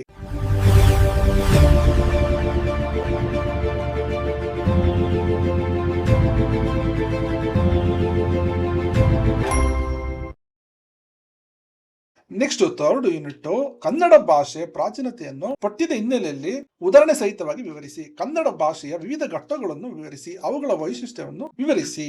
ಇದೆಲ್ಲ ಕ್ವಶನ್ಗಳು. ಕನ್ನಡ ಭಾಷೆ ಬಗ್ಗೆ ನೀವು ರಾಜ್ಕುಮಾರ್ ಮೂವಿಗಳೆಲ್ಲ ನೋಡಿದ್ರೆ ಚೆನ್ನಾಗಿದೆ. ನಮ್ಮ ಕನ್ನಡ ಭಾಷೆ 2 ವರ್ಷಕ್ಕಿಂತ ಹಳೆಯದು. ಇದು ಕಾನೂನು ಮತ್ತು ಭಾಷೆ ಗಂಡ ಹೆಂಡಿರ್ತಿರೋ ಯಾವಾಗಲೂ ಜೊತೆಯಲ್ಲೇ ಇರುತ್ತೆ. ನಾವು ಹೇಗೆ ಕನ್ನಡ ಭಾಷೆ ಮಧ್ಯೆ ತುಂಬಾ ವರ್ಷದ ಹಳೆಯದು ಅನ್ನೋದಕ್ಕೆ ಸಾಕ್ಷಿಗಳಿದಾವೆ. ಅಶೋಕನ ಬ್ರಹ್ಮಗಿರಿ ಶಾಸನ 1000 ವರ್ಷಗಳ ಹಿಂದೆ ನಮ್ಮ ಕನ್ನಡ ಬಂದಿದ್ದು 3 years ಬ್ಯಾಕ್ ಅಲ್ಲಿ ಅವನು ಇಸಿಲ ಅಂತ ಬರೆದಿದ್ದ. ಇದೇ ಕನ್ನಡದ ಮೊದಲ ಶಬ್ದ. ಆ 3 ವರ್ಷ ಹಿಂದೆಲೆ ನಮ್ಮ ಕನ್ನಡ ಇತ್ತು. ಪ್ರಾಚೀನ ಸಾಹಿತ್ಯ ಉಲ್ಲೇಖ, ಮಹಾಭಾರತಲ್ಲೂ ಕೂಡ ನಮ್ಮ ಕನ್ನಡಿಗರು ಕರ್ನಾಟ ಅಂತ ಕರೆದಿದ್ದಾರೆ. ಮತ್ತೆ ರಾಜರ ಕಾಲದಲ್ಲಿ ಕೂಡ ಎಲಿವಯಕುರ ಅಂದ್ರೆ ಕುದುರೆ ಊರು ಅಂತ ಆ ಕಾಲದಲ್ಲಿ ಕನ್ನಡದಲ್ಲಿ ಬರೆದಿದ್ರು. ಇದೇ ತರ ನಮ್ದು ತುಂಬಾ ರಿಚ್ ಆಗಿದೆ ನಮ್ದು ಭಾಷೆ, ನೆಲ, ಜಲ ಎಲ್ಲ. ವಿವಿಧ ಘಟ್ಟಗಳು ಏನೇನು ಅಂದ್ರೆ 8ನೇ ವರ್ಷದಲ್ಲಿ ಪೂರ್ವಗನ್ನಡ, ಹಳೆಗನ್ನಡ, ನಡುಗನ್ನಡ, ಹೊಸಗನ್ನಡ, ಆಧುನಿಕ ಕನ್ನಡ. 8ನೇ ಶತಮಾನದಲ್ಲಿದ್ದ ತೀರಾ ಹಳೆಯ ಮೂಲ ದ್ರಾವಿಡ ಭಾಷೆಗೆ ಹತ್ತಿರವಿದ್ದ ಭಾಷೆ ಇದು. ಹಳೆಗನ್ನಡ 9ರಿಂದ 12ನೇ ಶತಮಾನದ್ದು.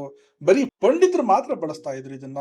ಇದು ತುಂಬಾ ಕಷ್ಟದ ಭಾಷೆಯಾಗಿತ್ತು. ನಡುಗನ್ನಡ 13ರಿಂದ 18ನೇ ವರ್ಷದಲ್ಲಿ ಬಸವಣ್ಣನ ದಾಸರು ಅದನ್ನ ಆಡೋದ್ರ ಮೂಲಕ ನಮ್ಗೆಲ್ಲ ಅರ್ಥ ಆಗೋ ರೀತಿ ಜನರಿಗೆ ಕೊಟ್ಟರು. 19ನೇ ಇಸ್ವಿನಲ್ಲಿ ಪ್ರಿಂಟಿಂಗ್ ಮಿಷಿನ್ ಬಂದ್ಮೇಲೆ ಇದು ಹೊಸ ಸ್ಟೈಲ್ ನಲ್ಲಿ ಬಂತು. ಇಂಗ್ಲಿಷ್ ಸೇರ್ಕೊಂಡು ಹೊಸ ಸ್ಟೈಲ್ ಅಲ್ಲಿ ಬಂತು. ಆಧುನಿಕ ಕನ್ನಡ ಇವತ್ತಿನ ಕಂಪ್ಯೂಟರ್ ಮೊಬೈಲ್ ಅಲ್ಲಿ ಟೈಪ್ ಮಾಡೋ ಮಾಡರ್ನ್ ಲೆವೆಲ್ ಕನ್ನಡನೇ ಇದು ಆಧುನಿಕ ಕನ್ನಡ.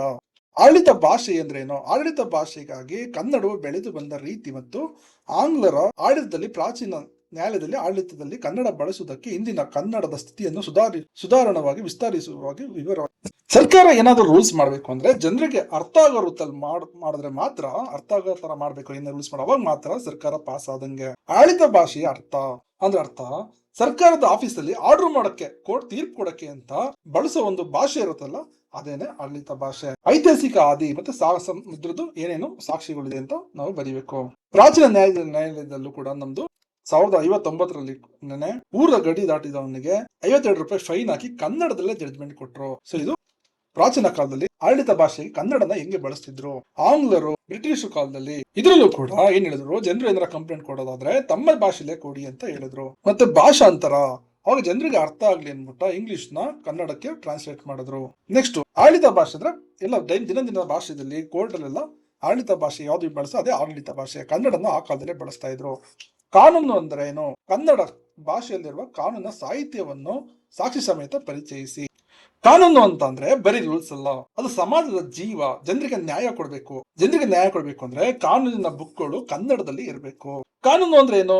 ಜನರು ಊರಲ್ಲಿ ಹೆಂಗಿರ್ಬೇಕು ಅಂತ ಕಾನೂನೇ ಸರ್ಕಾರ ಮಾಡಿರ್ತ ಕಾನೂನು, ಅದೇನೆ ಕಾನೂನು. ಅದೇ ರೂಲ್ಸ್ ಮಾಡಿರ್ತಲ್ಲ ಜನರು ಹೆಂಗಿರ್ಬೇಕು ಅಂತ, ಅದೇನೆ ಕಾನೂನು.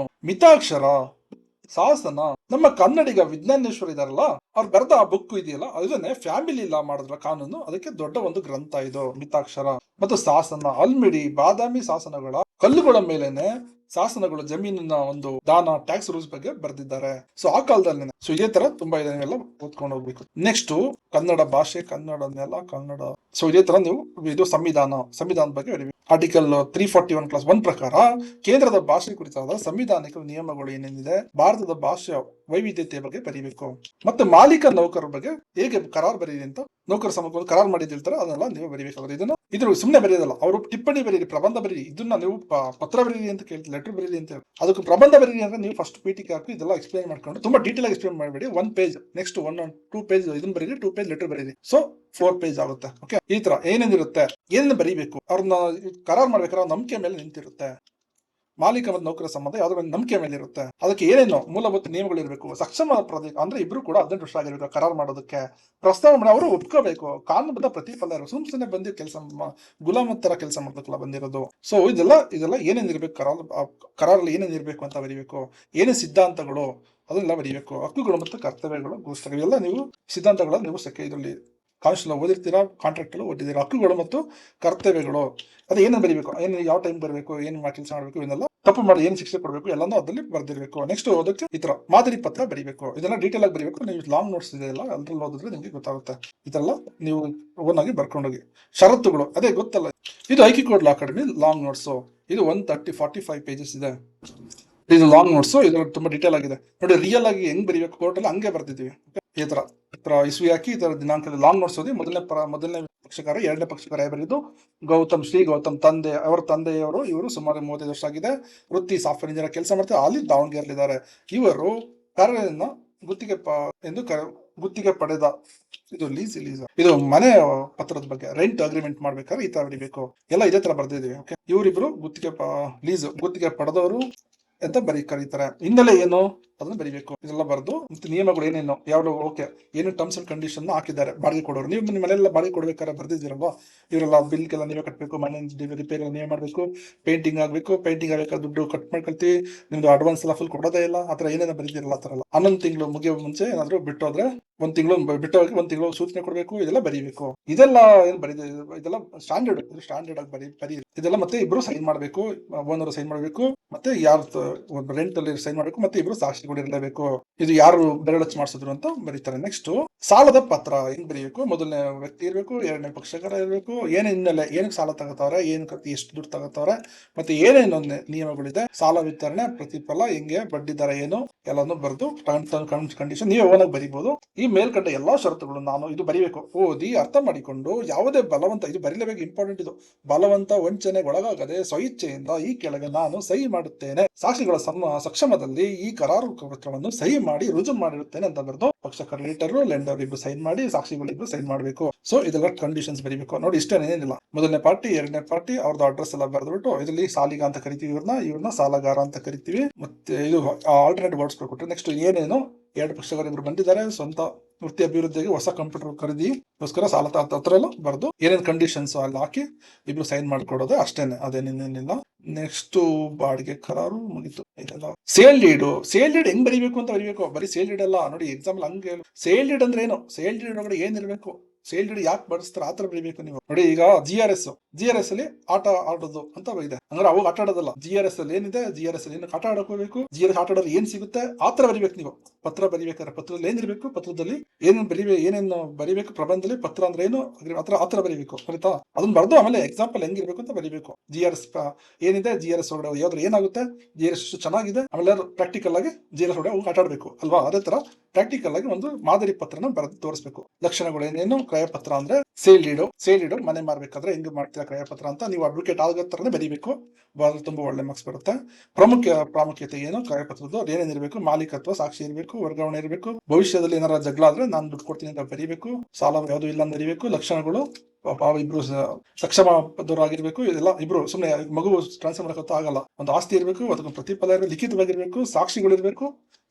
ಏನೇನು ಬರೀಬೇಕು, ಅದರಲ್ಲಿ ಲೆಟರ್ ಏನಿರ್ಬೇಕು ಅಂತ. ಪ್ರಮುಖ ವಿಭಾಗಗಳು ಏನಿರ್ಬೇಕು, ಅದರಲ್ಲಿ ಡೇಟ್ ಹಾಕ್ಬೇಕು, ಪಕ್ಷಕಾರ ಇಬ್ರು ಪೀಠಿಕೆ ಪರಬಾಧೆ ಏನ್ ಮಾಡ್ತಾರೆ, ಪ್ರತಿಫಲ ಏನ್ ಮಾಡೋರೋ ಇಲ್ವೋ, ಮತ್ತೆ ಹಕ್ಕು ಭರವಸೆ ಏನೇನು ಸಾಲ ಇಲ್ಲ ಅದ್ರಲ್ಲಿ ಏನು ಇಲ್ಲಪ್ಪ ಎಲ್ಲ ರಿಯಲ್ ಆಗಿ ನಾನು ಬಲವಂತಿದ್ದೆ ನಿಮ್ಗೆ ಏನು ಮಾಡ್ತಿಲ್ಲ ಆತರ ಎಲ್ಲ ಬರ್ದಿ ಕೊಡ್ಬೇಕು. ಪರಿಕಲ್ಪನೆ ಇದು ಎಷ್ಟೊಂದೆಲ್ಲ ಡೀಪ್ ಆಗಿ ನಿಮ್ ಕೈಯಲ್ಲಿ ಬರೆಯಕ್ಕಾಗಲ್ಲ, ನಿಮ್ಗೆ ಕೊಟ್ಟಿದ್ದೀನಿ. ಮತ್ತೆ ಸೇಲ್ ಡೀಡೋ ಇದ್ರಲ್ಲಿ ಹಿಂಗೆ ಬರ್ಕೊಂಡು ಹೋಗ್ಬೇಕು. ಕ್ರಯಪತ್ರ ರಚನೆ ಇದ್ರಲ್ಲೂ ಈಗ ಶುದ್ಧ ಇದ್ರಲ್ಲಿ ಸನ್ ಆಫ್ ಇದು ಈ ಡೇಟ್ ಅಲ್ಲಿ ನಾನು ಇವನಿಗೆ ಈ ತರ ಕೊಡ್ತಾ ಇದ್ದೀನಿ, ಇವನು ಆಧಾರ್ ಕಾರ್ಡ್ ನಂಬರ್ ಇದು, ನಾನು ಇಷ್ಟು ಏಜು, ಹಿಂದೂ ಧರ್ಮದ ವ್ಯಾಪಾರಿಯಾಗಿದ್ದು ನಾನು ಇವ್ನಿಗೆ ಕೊಡ್ತಾ ಇದ್ದೀನಿ, ಇವ್ನಿಗೆ ಬರ್ಕೊಡ್ತಾ ಇದ್ದೀನಿ. ಮಾರಾಟಗಾರ ಅಂತ ಕರೀತಾರೆ ಇವ್ರನ್ನ. ನೆಕ್ಸ್ಟ್ ಇವ್ರನ್ನ ಖರೀದಾರ ಅಂತ ಕರೀತಾರೆ. ಅವ್ರ ಅಡ್ರೆಸ್ ಎಲ್ಲ ಬರ್ದು ಅವ್ರ ಏನೇನು ಇತಿಹಾಸ ಪ್ರತಿಫಲ ಏನ್ ಕೊಡ್ತಿದ್ದಾರೆ ಅಂತೆಲ್ಲ ಬರ್ದು ಅವ್ರಿಗೆ ಮಾಲೀಕತ್ವ ಹೆಂಗೆ ಸ್ವಾಧೀನ ಆಗ್ತಿದೆ, ಏನಾದ್ರು ದಾನ ಏನಾದ್ರು ಮೋಸ ಮಾಡ್ತಾ ಇದ್ದೀನ, ಏನು ಇಲ್ಲ ಋಣ ಇಲ್ಲ, ಏನು ಸಾಲ ತಗೊಂಡಿಲ್ಲ ಅಂತೆಲ್ಲ ಬರ್ದು ಮನೆ ಸುತ್ತ ಏನಿದೆ ಅಂತೆಲ್ಲ ಬರ್ದು ಪಕ್ಷಕಾರರು ಯಾರು ಅಂತ ಬರ್ಕೊಂಡು ಅವ್ರ ಸೈನ್ ಎಲ್ಲ ಮಾಡಿಸ್ಕೊಂಡು ಕೊಟ್ಟವ್ರು ಯಾರು, ಸೈ ರಿಸೀವ್ ಮಾಡಿದವರು ಯಾರು, ಮತ್ತೆ ಇಬ್ರು ಸಾಕ್ಷಿ ಇರಲೇಬೇಕು. ಇದು ಯಾರು ಡ್ರಾಫ್ಟ್ ಮಾಡಿದ್ರು ಅಂತ ಬರ್ದು ಕೊನೆಗೆ ರಿಜಿಸ್ಟರ್ ಮಾಡ್ತಾರೆ. ಓಕೆ, ನೆಕ್ಸ್ಟ್ ಹೇಳೋದಾದ್ರೆ ಅಧಿಕಾರ ಪತ್ರ. ನಾನು ನಿಮ್ಗೆ ಈಗ ಬ್ಯಾಂಕ್ ಅಲ್ಲಿ ಎಲ್ಲ ವ್ಯವಹಾರ ಮಾಡಬೇಕು, ಆಸ್ತಿ ಟ್ರಾನ್ಸ್ಫರ್ ಮಾಡಬೇಕು, ಅದೆಲ್ಲ ಟೈಮ್ ಇಲ್ಲ ನನಗೆ. ಸೊ ನಾನು ಏನ್ ಮಾಡ್ತೀನಿ, ಬೇರೆಯವ್ರಿಗೆ ಅಸೈನ್ ಮಾಡ್ತೀನಿ. ಸೊ ನಾನು ನಿಮಗೆ ಪವರ್ ಆಫ್ ಅಟರ್ನಿ ಕೊಡ್ತೀನಿ, ನನ್ನ ಬದಲು ನೀನೇ ಮಾಡ್ಬೋದು ಅಂತ. ಸೊ ಇದು ಪವರ್ ಆಫ್ ಅಟರ್ನಿ ಬಗ್ಗೆ ಬರೀಬೇಕು. ಸೊ ಇದೆಲ್ಲ ಎಕ್ಸಾಂಪಲ್ಸ್ ಕೊಟ್ಟಿದ್ದೀನಿ. ಏನಿಲ್ಲ ಪವರ್ ಆಫ್ ಅಟರ್ನಿ ಮಾದರಿಯಿಂದ ಜನರಲ್ ಪವರ್ GPA ಅಂತ ಕರೀತಾರೆ. SPA ಅಂತಾನು ಇದೆ. GPA ಅಂದ್ರೆ ಎಲ್ಲದಕ್ಕೂ, SPA ಸ್ಪೆಸಿಫಿಕ್ ಆಗಿ ಒಂದೊಂದು ಸ್ಪೆಸಿಫಿಕ್ ಆಗಿ ಈ ವಿಷಯಕ್ಕೆ ಮಾತ್ರ ಕೊಡ್ತಾ ಇದೀನಿ, ಇವನ್ಗೆ ಈ ಆಸ್ತಿ ಮಾರಕ್ ಮಾತ್ರ ಕೊಡ್ತಾ ಇದೀನಿ. ಆತರ ಕೊಡ್ತಾರೆ. ಅದು ಬರ್ಕೊಟ್ಟವ್ರು ಯಾರು, ಇಸ್ಕೊಂಡವ್ರು ಯಾರು, ಪೀಠಿಕೆ ಮತ್ತೆ ಆಸ್ತಿ ವಿವರ, ಏನ್ ಮಾಡ್ಬೋದು ಏನೇನ್ ಮಾಡಬಾರ್ದು, ನನ್ನ ನಿಯಮ ಮೀರಿ ಏನಾದ್ರು ತಪ್ಪು ಮಾಡಿದ್ರೆ ಏನ್ ಶಿಕ್ಷೆ ಏನು ಎಲ್ಲ ಬರ್ದು ನೀಟಾಗಿ ಮೇಲ್ಕೊಂಡ ಎಲ್ಲಾ ವಿಷಯಗಳು ನಾನು ಸಂಪೂರ್ಣವಾಗಿ ಓದಿ ಅರ್ಥ ಮಾಡ್ಕೊಂಡು ಯಾವುದೇ ಒತ್ತಡ ಇಲ್ಲದೆ ಪ್ರಭಾವವಿಲ್ಲದೆ ತನ್ನ ಸ್ವಇಚ್ಛೆಯಿಂದ ಉತ್ತಮ ಸ್ವತ್ತ ಚಿತ್ತದಿಂದ ಸ್ವಸ್ಥವಾಗಿ ಈ ಸಾಮಾನ್ಯ ಅಧಿಕಾರ ಪತ್ರ ಕೆಳಗೆ ಸೈನ್ ಮಾಡಿರ್ತೀನಿ ಅಂತ ಬರ್ದು, ಸಾಕ್ಷಿಗಳ ಸಮೀಪದಲ್ಲಿ ಸೈನ್ ಮಾಡ್ತೀನಿ ಅಂತ ಬರ್ದು, ಬೆಂಗಳೂರಿನಲ್ಲಿ ಈ ಡೇಟ್ ಅಲ್ಲಿ ಬರ್ದು, ಬರ್ಕೊಟ್ಟವ್ರು ಯಾರು ಸೈನ್ ಮಾಡಿದ್ರೆ ವಿಟ್ನೆಸ್ ಯಾರು ಅಂತ ಬರ್ದು ನೋಟ್ರಿ ಹತ್ರ ಅವ್ರು ಸೈನ್ ಮಾಡಿಸ್ಬೇಕು. ಅಷ್ಟೇ. ಇನ್ನೇನಿದೆ, ವಿಲ್ ಅಂದ್ರೆ ಗೊತ್ತಾ, ವಿಲ್ ಅಲ್ಲಿ ಏನಿರ್ಬೇಕು, ಹಂಗೆ GRS ಅಲ್ಲಿ ಏನಿರ್ಬೇಕು, GRS ಸ್ಕೋರ್ ಏನಿರುತ್ತೆ, GS ಅದೆಲ್ಲ ಅದೇ ತರ ವಿಲ್ ಅಲ್ಲಿ ಏನಿರ್ಬೇಕು, ವಿಲ್ ಏನಕ್ಕೆ ಬೇಕು, GRS ಏನ್ ಬೇಕು, ಎಂಜಾಯ್ ಮಾಡಬೇಕು, ಅದರಲ್ಲಿ ಏನೇನಿರ್ಬೇಕು. ಸುಮ್ಮನೆ ಬಿಡ್ಕೊತ್ತಾ, ಈಗ 7 months ಬೇಬಿನ ತಗೊಂಡು ಕರ್ಕೊಂಡು ಹೋಗ್ತಾರೆ, ಇಲ್ಲ ಆಗಲ್ಲ.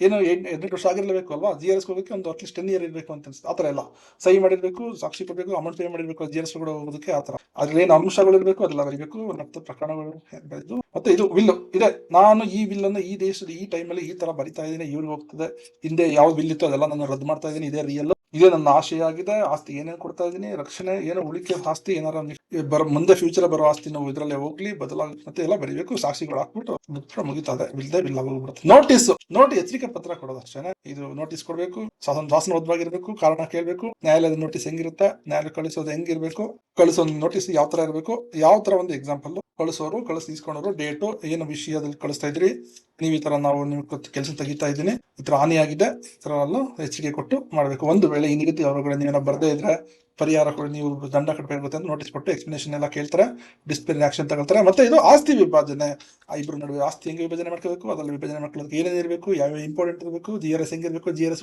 ಏನು ಅದೇ ತರ ಸೇಮ್ ಮಾಲೀಕತ್ವ ಸ್ಪಷ್ಟನೆ ಕೊಡಬೇಕು, ಲಕ್ಷಣ ಇರಬೇಕು, ಇದೇ ತರ ಇದು ಮಾದರಿ ಹೆಂಗಿರ್ಬೇಕು. ಶೆಡ್ಯೂಲ್ ಅಲ್ಲಿ ಈ ಪೀಠಿಕೆ ಬರೆದು ಮೊದಲನೇ ಪಕ್ಷಗಾರ, ಎರಡನೇ ಪಕ್ಷಗಾರ, ಇದೆಲ್ಲ ಕಾಮನ್ ಆಗಿ ಬಂದೇ ಬರುತ್ತೆ. ನಿಬಂಧನೆಗಳು ಏನಿರಬೇಕು, ಪೂರ್ವಕ್ಕೆ ಏನಿದೆ, ಪಶ್ಚಿಮಕ್ಕೆ ಏನಿದೆ ಬರೆದು ಇಬ್ಬರು ಸೈನ್ ಮಾಡ್ಕೊಂಡ್ರೆ ಮುಗಿದೋಯ್ತು. ನೆಕ್ಸ್ಟ್ ಪ್ರಮಾಣ ಪತ್ರ ಅಫಿಡೇವಿಟ್. ಇದನ್ನು ನೀವು ಮಿಸ್ ಮಾಡಂಗಿಲ್ಲ. ಇದು ನಿಮ್ ಲೈಫ್ ಅಲ್ಲಿ ರಿಯಲ್ ಆಗಿ ಅಡ್ವೊಕೇಟ್ ಆದ್ಮೇಲೆ ಕಾಮನ್ ಆಗಿ ಅಫಿಡೇವಿಟ್ ಅನ್ನೋದು ಪ್ರಮಾಣ ಪತ್ರ ಅಂತ ನೀವು ಮರೆಯಕ್ಕೆ ಹೋಗಬಾರ್ದು. ಎಲ್ಲದಕ್ಕೂ ಪ್ರಮಾಣ ಪತ್ರ ಬೇಕೇ ಬೇಕು. ಏನಿಲ್ಲ ಪ್ರಮಾಣ, ನಾನು ಹೇಳ್ತಿರೋದೇ ನಿಜ, ನಾನು ಹೇಳ್ತಿರೋದ್ರಲ್ಲಿ ಏನು ತಪ್ಪಿಲ್ಲ, ನಾನು ಅಂತ ಪ್ರಮಾಣ ಮಾಡಿದಷ್ಟೇ. ಸಾಕ್ಷ್ಯವಾಗಿ ಬಳಸ್ತಾರೆ. ಲಕ್ಷಣ ಏನ್ಬೇಕು, ಪ್ರಥಮ ಅಫಿಡೇವಿಟ್ ಯಾವಾಗ ನಾನು ಎಂಬ ಪ್ರಥಮ ಪುರುಷದಲ್ಲಿ ಬರೆಯಬೇಕು. ವೈಜ್ಞಾನಿಕ ಜ್ಞಾನ ಎಲ್ಲ ಬರೆದಿರಬೇಕು. ಪ್ರಮಾಣ ಪತ್ರ ನೋಡಿ, ನಾನು ಅಂತ ಶುರು ಮಾಡಬೇಕು. ನಾನು ನನ್ನ ತಂದೆ ಹೆಸರು ಆತರ ಬರೆದು, ವೈಯಕ್ತಿಕ ಜ್ಞಾನ ನಂಗೆ ಇದು ಬರೀತಿರೋದೆಲ್ಲ ನಂಗೆ ಗೊತ್ತಿದೆ, ನಾನು ಹೇಳ್ತಿರೋದ್ರಲ್ಲಿ ನಿಜ ಇದೆ ಅಂತ ಅಫಿಡೇವಿಟ್ ಕೊನೆಯಲ್ಲಿ ಮೇಲೆ ಹೇಳಿದ್ದೆಲ್ಲ ಸತ್ಯಾಂಶ ಅಂತ ಬರೀಬೇಕು. ಮುದ್ರಣ ಶುಲ್ಕ ಮುದ್ರಿತ ಆಗಿರ್ಬೇಕು. ನಾನು ಅಂತ ಶುರು ಮಾಡಬೇಕು. ಅಫಿಡೇವಿಟ್ ನ ಶುರು ಮಾಡಿ ಇಲ್ಲಿ ಎಲ್ಲ ಬರೆದು, ನಾನು ಪ್ರಜೆ ಆಗಿದ್ದೇನೆ, SLC ಆಗಿದ್ದೇನೆ, ನನಗೆ ಜನ ಪ್ರಮಾಣ ಪತ್ರ ಬೇಕಾಗಿದೆ, ಈ 2 ಹೆಸರು ನಂದೇನೆ, ಈ ತರದಿಂದ 2 ನಂದೇನೆ, ನಾನೇನೆ ಬರೀತಾ ಇರೋದು, ನನಗೆ ಕೊಡಿ ಈ ಪ್ರಮಾಣ ಪತ್ರ, ನನ್ನ ಉದ್ಯೋಗಕ್ಕೋಸ್ಕರ ಬೇಕಾಗಿದೆ ಅಂತ ಮೇಲ್ಗಡೆ ಹೇಳಿದ್ದೆಲ್ಲ ಸರಿ. 1 ರಿಂದ 7 ನಾನು ಕರೆಕ್ಟ್ ಆಗಿ ಬರ್ದಿದ್ದೀನಿ, ಎಲ್ಲಾ ಅಂಶಗಳು ಸರಿಯಾಗಿದೆ, ನಂಬಿಕೆಗೆ ಅನುಗುಣವಾಗಿ ಸತ್ಯ ಆಗಿದೆ, ಯಾವುದೇ ಸುಳ್ಳು ನಾವು ಹೇಳಿಲ್ಲ, ಮೋಸನೂ ಮಾಡಿಲ್ಲ ಅಂತ ಈ ದಿನ ನಾನು 8/28/7/2026 ಅಲ್ಲಿ ಬೆಂಗಳೂರಲ್ಲಿ ದೃಢೀಕರಣ ಮಾಡ್ತಾ ಇದ್ದೀನಿ ಅಂತ ಹೇಳ್ದು ಇದನ್ನ ಬರೆದು ಸೈನ್ ಮಾಡ್ಬಿಟ್ಟು ನೋಟ್ರಿ ಸೈನ್ ಮಾಡಿಸೋದು, ಅದೇ ಪ್ರಮಾಣ ಪತ್ರ ಹೋಗ್ಬಿಡ್ತೀನಿ, ಏನಿಲ್ಲ ಅಂದ್ರೆ. ನೆಕ್ಸ್ಟ್ ಪ್ರಬಂಧ ಹೆಂಗಿರುತ್ತೆ, ಪ್ರಬಂಧಗಳು ಏನ್ ಬರಬೇಕು, ಪ್ರಬಂಧದ ವಿಧಗಳೇನೇನು ಎಲ್ಲ ಬರೆದು, ನೆಕ್ಸ್ಟ್ ಪ್ರಬಂಧ ಭಾಗಗಳನ್ನ ಬರೆದು ಏನ್ ಬರಬೇಕು, ಪೀಠಿಕೆ ಬರಬೇಕು, ವಿಷಯಾಂಶ ಮಧ್ಯಭಾಗ ಬಾಡಿ ಎಲ್ಲ ಬರೆದು, ಉಪಸಂಹಾರ ಎಲ್ಲ ಬರೆದು, ರಚನೆ ಕ್ರಮ ಎಲ್ಲ ಬರೀಬೇಕು, ವಿಷಯ ಆಯ್ಕೆ ಮಾಡಬೇಕು, ಸಾಧ್ಯ ಮಾಡಬೇಕು, ಅದು ಮಾಡಿ ಇದು ಮಾಡಿ ಎಲ್ಲ ಎಕ್ಸ್ಪ್ಲೇನ್ ಮಾಡು, ಲಕ್ಷಣಗಳು ಏಕತೆ ಎಲ್ಲ ಬರೆದು, ಮತ್ತೆ ಪ್ರಬಂಧ ರಚನೆ ಇದು ನೋಡಿ, ಇದೆಲ್ಲ ಬರೀಬೇಕು. ಈ ತರ ಬರೆದು ಆಮೇಲೆ ಬರೀಬೇಕು. ಪ್ರಬಂಧ ಬರೀ ಡೈರೆಕ್ಟ್ ಆಗಿ ಎಲ್ಲೂ ಕೇಳಲ್ಲ. ಓಕೆ, ಮತ್ತೆ ಒಂದು ಯಾವ್ದೋ ಪ್ರಬಂಧ ಬಗ್ಗೆ ಬರೀ ಅಂತ ಕೇಳಿದ್ರೆ ಅದನ್ನ ಇದನ್ನು ಬರೀಬೇಕು. ಅದು ನೀವು ಓನಾಗಿ ಬರ್ಕೊಂಡು ಹೋಗೋದಷ್ಟೇ. ನೆಕ್ಸ್ಟ್ ಭಾಷಾಂತರ ಟ್ರಾನ್ಸ್ಲೇಟ್ ಮಾಡೋದು, ಅದು ನೀವು ಓನಾಗಿ ಬರೀತೀರಾ. ಮತ್ತೆ ಗಾದೆ, ಇದು 1500 ಅಲ್ಲ 1000% ಇಂಪಾರ್ಟೆಂಟ್ ಗ್ಯಾರಂಟಿ ಬರುತ್ತೆ. ಗಾದೆ 22 ಕೊಟ್ಟಿದ್ದೀನಿ, ನಾನು ನಿನ್ನೆ ವಿಡಿಯೋದಲ್ಲಿ ಎಕ್ಸ್ಪ್ಲೇನ್ ಮಾಡಿದ್ದೀನಿ ಆಲ್ರೆಡಿ.